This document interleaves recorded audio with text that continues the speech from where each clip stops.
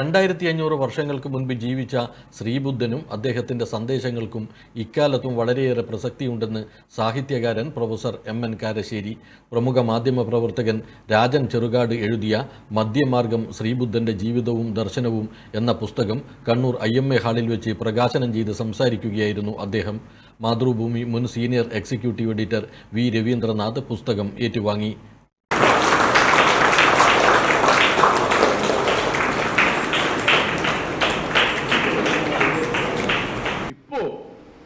നമ്മൾ ഈ ചരിത്രം എന്ന് പറയുന്നത് മുഴുവൻ ഹിംസയുടെ ചരിത്രമാണ്. അതുകൊണ്ടാണ് ഗാന്ധി എനിക്കത് വേണ്ടെന്ന് പറയുന്നത്. അഹിംസയുടെ ചരിത്രം എന്നൊരു സംഗതി ആരംഭിക്കുന്നത് 2500 കൊല്ലം മുമ്പ് ബുദ്ധൻ.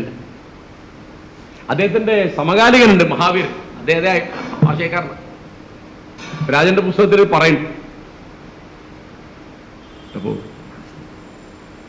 ബുദ്ധന് വലിയ വന്ന പ്രയാസം എന്ത് മകനെ ദുഃഖങ്ങളും പ്രയാസങ്ങളും കഷ്ടപ്പാടും ഒക്കെ കാണാതെയാണ് അച്ഛൻ വളർത്തിയത്. പക്ഷെ യാദൃശ്യമായിട്ട് മകനൊക്കെ കണ്ടു. എന്താ കണ്ടത്?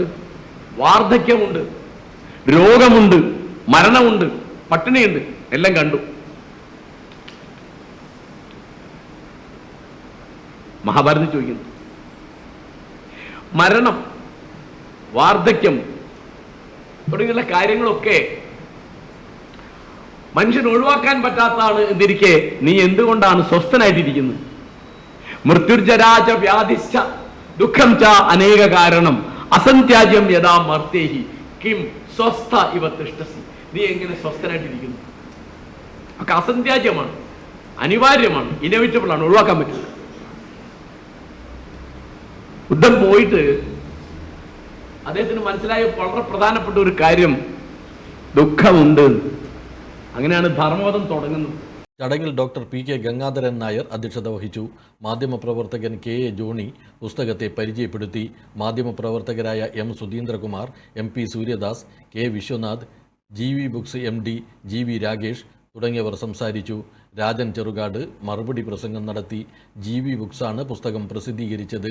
ജീവിത ദുഃഖത്തിൻ്റെ പൊരുൾ തേടി രാജകീയ സുഖങ്ങളിൽ നിന്ന് സത്യാന്വേഷണത്തിലേക്ക് സഞ്ചരിച്ച സിദ്ധാർത്ഥ രാജകുമാരൻ്റെ ആത്മാന്വേഷണ കഥയാണ് പുസ്തകം പറയുന്നത്.